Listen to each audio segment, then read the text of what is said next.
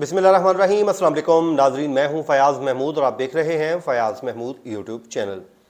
कोई ट्रायल नहीं रुकेगा, कोई बात नहीं सुनी जाएगी, ट्रायल आगे बढ़ता रहेगा।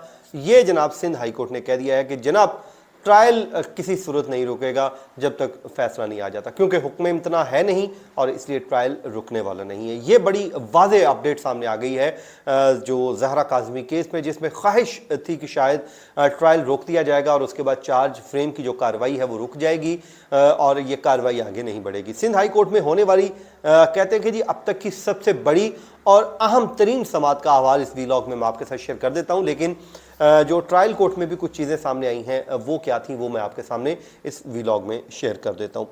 देखिए, ट्रायल कोर्ट में जो है समात मुकर्रर थी। समात में अदालत ने क्या एक मामला रखा हुआ था। एक तो था जी इस केस में मुल्ज़मान के ऊपर चार्ज फ्रेम होना है। चार्ज फ्रेम के लिए आपको ये भी मालूम है कि ये गुज़श्ता 3-3.5 माह का एक वक्त गुजर चुका है, एक बहुत अरसा होता है। इस दौरान ये चार्ज फ्रेम के लिए हर बार तारीख मुकर्रर होती है लेकिन फ़र्द जुर्म आयद नहीं हो पाती। उसकी वजह क्या है? अक्यूज़ जो है वो साइड है वो मुख्तलिफ जो लीगल उनके पास ऑप्शंस हैं वो उनको यूज़ करते रहते हैं। कभी तो इस पर दरख्वास्त आ जाती है एक्विटल की 265K की, और कभी उस पर जो है जज साहब के ऊपर एतराज़ आयद कर दिया जाता है, और कभी उस एतराज़ात मुस्तरद होने के फैसले को सिंध हाई कोर्ट में चैलेंज कर दिया जाता है। तो अब भी इसमें यह हुआ कि जो ट्रायल कोर्ट में फ़र्द जुर्म के लिए तारीख मुकर्रर थी, उसके अलावा 2 मुल्ज़मान की जानिब से इसमें इस्तदा कर रखी है, दरख्वास्त दायर कर रखी है कि जनाब हमें तो इस केस से बाइज़्ज़त तौर पर बरी किया जाए, हमारा इस केस से ताल्लुक़ नहीं है। उसके अलावा नूर बीबी की जो है ज़मानत है वो अबूरी ज़मानत मंजूर कर रखी है अदालत ने, उसमें भी जो है तौसीक़ कर दी गई है 15 अप्रैल के लिए। उसकी वजह क्या हुई? देखें, इलियास मेमन साहब की अदालत में ये केस ज़ेर समात है जिसपे इलियास मेमन साहब के ऊपर एक एतराज़ आयद कर रखा है एक्यूज़ साइड ने, जिसमें उनका इल्ज़ाम यह है कि वो जानिबदार हैं, वो गैर जानिबदार नहीं रहे, इसलिए वो इस मुकदमे से अलग हो जाए। उसके लिए उन्होंने एक लीगल जो उनके पास रेमेडी थी वो हासिल करने की कोशिश की, लेकिन उस कोर्ट ने उनकी दरख्वास्त को डिसमिस कर दिया और ये कहा कि कोई ऐसी ठोस वजूहात सामने नहीं आई कि जिससे ये मुल्ज़मान की बात को तक़वियत मिले कि जनाब ये जो है जज साहब इलियास मेमन साहब जानिबदार हो चुके हैं, ये अनबाइस्ड नहीं रहे। तो इसी वजह से वो डिसमिस हुई, तो उस फैसले को सिंध हाई कोर्ट में चैलेंज कर दिया गया। उस पर भी क्या हुआ वो मैं आपको बता देता हूँ, लेकिन जो ट्रायल कोर्ट है उसने ज़ाहिर है इस केस पे फिर जो है कार्रवाई को आगे नहीं बढ़ाया और विदाउट एनी प्रोसीडिंग ही इस केस को एडजर्न कर दिया 15 अप्रैल के लिए। तो जिसके लिए आप ये कह लीजिए कि 15 अप्रैल को अब ये जो है फ़र्द जुर्म की कार्रवाई भी होगी और उसके अलावा वो उस सूरत में होगी जब ये तमाम चीज़ें निमट चुकी होंगी। लेकिन साथ ही साथ जो एक्विटल की दरख्वास्तें हैं वो भी डिसाइड होंगी और जो नूर बीबी हैं उनकी दरख्वास्त ज़मानत पर भी समाअत होगी।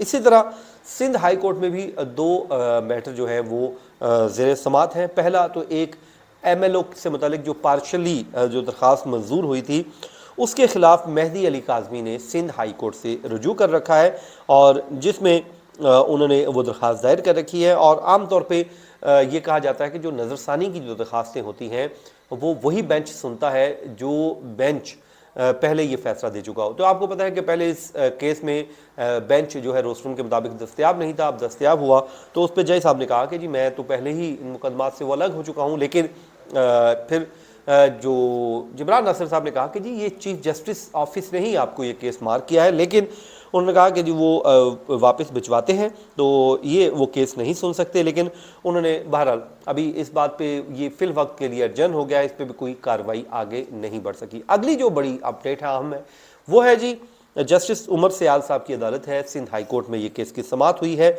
उस केस में जो है वही बात कि जी हमें इलियास मेमन साहब के ऊपर कोई एतमाद नहीं है। तो उन्होंने कहा कि जिस पर अदालत ने कहा कि ठीक है आपको एतमाद नहीं है और आप ये समझते हैं कि उन पर एतमाद ना होने की कोई लॉजिक होगी, कोई वजह होगी, कोई चीज़ सामने रखें जिस पे अदालत को आप मुतमिन करें कि कोई रीज़न है। तो अदालत ने इस्तफसार किया कि क्या कोई ठोस वजह है जो हमारे सामने आप रख सकते हैं जिस बुनियाद पे आप समझते हैं कि इलियास मेमन साहब पे आपको एतमाद नहीं रहा।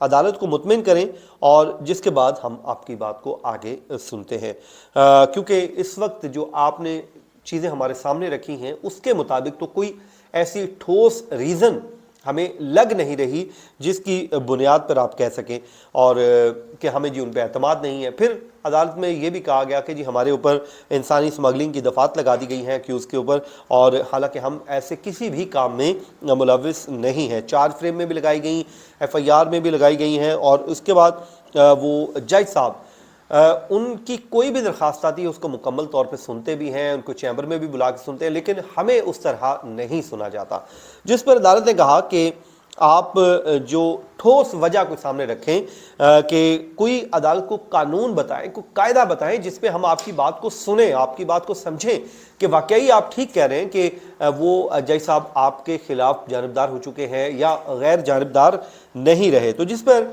وکیل صاحب نے مہلت مانگی، جی ہمیں تیاری کا وقت دے دیا جائے۔ اب یہ دیکھیے کہ جس کی درخواست ہے وہی کہہ رہے ہیں کہ جی ہمیں تیاری کا موقع دے دیا جائے، اور اس کے بعد جج نے اظہار برہمی بھی کیا۔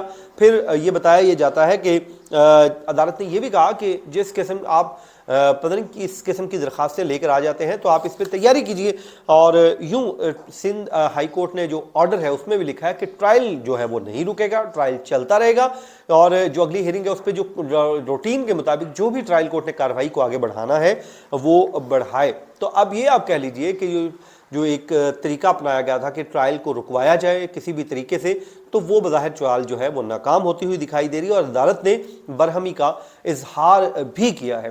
ناظرین، یہ اس وقت اس کیس کی فیکچول سچویشن ہے کہ آپ کو یہ بھی معلوم ہے کہ زہرا کاظمی پہلے ہی اپنے گھر جا چکی ہے، اور اس کے بعد وہ ظاہر ہے وہ ایک عارضی طور پہ واپس گئی ہے، پرماننٹ ٹرائل کورٹ کے فیصلے کے بعد ہی جا سکیں گی، لیکن جو باقی کیسز ہیں وہ اسی طرح چلتے رہیں گے۔ تو سندھ ہائی کورٹ میں بھی اب یہ معاملہ زیر سماعت ہے۔ اب اگلی ہیئرنگ پہ ظاہر ہے وکیل صاحب نے اگر کوئی ریلیف لینا ہے تو وہ ٹھوس وجوہات لے کر آئیں گے۔ اس کے بعد جی عدالت نے کہا کہ آپ کس دن تاریخ رکھتے ہیں، تو جو ملزم کے وکیل نے کہا کہ جی میں 2 دن کے لیے اسلام آباد میں جانا ہے۔ پھر جبران اثر صاحب نے کہا کہ میں بھی کچھ دن کے لیے بیزی ہوں۔ تو اس کے بعد پھر عدالت نے ایک اگلی تاریخ مقرر کر دی ہے جو طے کر کے اس کے بعد اب ہوپ فلی یہ نیکسٹ ڈیٹ آف ہیئرنگ پر یہ پورا جو معاملہ ہے سنا جائے گا، اور سننے کے بعد یہ یہاں سے بھی جو ہے وہ فیصلہ آ جائے گا۔ لیکن کیونکہ اب اس میں اسٹے آرڈر ہے نہیں، تو میرے خیال میں اب جو ہے اس اسٹے آرڈر نہ ملنے کی وجہ سے ٹرائل کورٹ جو ہے وہ اگلی تاریخ سے باقاعدہ طور پر اپنی کارروائی کا آغاز آگے کر دے گی۔ تو یہ تھی جی آج کچھ چیزیں جو آپ کے ساتھ مجھے شیئر کرنی تھی۔ گزشتہ کچھ دن میں ویڈیو نہیں کر سکا، اس کی وجہ یہ تھی کہ مجھے یہاں پر تھا نہیں، میں ایک شادی پہ مصروف تھا، تو اس وجہ سے یہ کچھ دن کا گیپ آیا، جو ہوپ فلی اب انشاءاللہ یہ آپ کے ساتھ رابطہ دوبارہ سے بحال ہو گیا ہے۔ اب یہ سلسلہ آگے بڑھتا رہے گا۔ یہ تھا جی آج کا ہمارا ویلاگ، اپنی دعاؤں میں یاد رکھیے۔ مجھے دیجیے اجازت، اللہ نگہبان۔